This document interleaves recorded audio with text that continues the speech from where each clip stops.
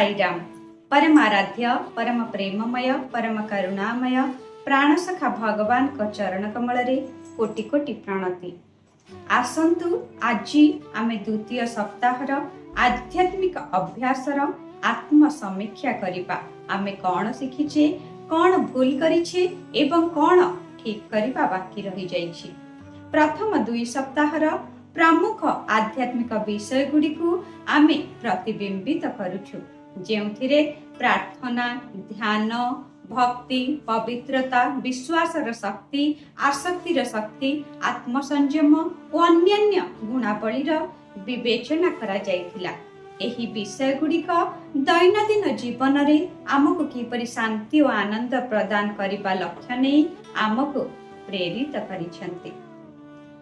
साईराम आपण मानकु एही पूर्ण आध्यात्मिक यात्रा रे पुणी थरे स्वागत।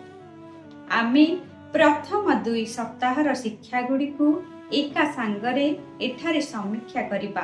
कौन भूल रही जाइछि, आमे केपरि ताकु ठीक करिबा। एही समय रे आमे किपरि आत्मा, मन और अभ्यास रे परिवर्तन आणुछु ताहा देखिबाको मिलिबा। दिन 8 प्रार्थनार शक्ति। प्रार्थना हेउछि आम हृदय भगवान सहित संपर्क स्थापन करिबा। यह आशा, संतोष और प्रेमर एक शक्तिशाली सूत्र। प्रार्थना केवल शब्द नुहे, यह आत्मार गभीर अनुभूति। ध्यान कौन? ध्यान मन को स्थिर करी अंतस्थ शक्ति बढ़ाए। नियमित ध्यान आमको शांति और आत्मज्ञान प्रदान करिथाए। 10 नाम जपर शक्ति। दिव्य नामर जप मन को पवित्र करे और स्वामी का कृपा सहित जोड़ी थाए। यह मन को नियमित एकाग्र करिथाए। दिन 11 आत्मनियंत्रण और एहार शिष्टाचार। आत्मनियंत्रण हेउछि निज इंद्रिय और कार्य उपरे नियंत्रण रखिबा। शिष्टाचार और शिक्षा जीवन को सुस्थ और समतोल करिथाए। दिन 12 पवित्रतार महत्व। मन, कथा और काम रे पवित्रता हेउछि आध्यात्मिक उन्नतिर मूल गुण।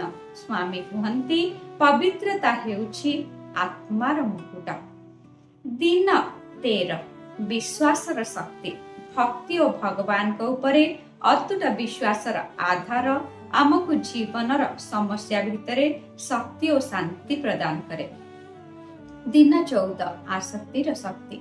आसक्ति माने जीवन रे संपूर्ण भाग नै यथा तथा भावे मुक्त होई रहिबा। संकल्प और परिचिंतन रहितिबा प्रेरणा आमको प्रतिदिन रे गुण बढ़ाइबा पई एक संकल्प रे लगाई थाए।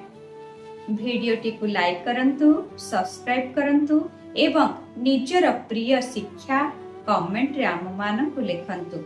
सर्वे भवन्तु सुखिनो। जय साईराम।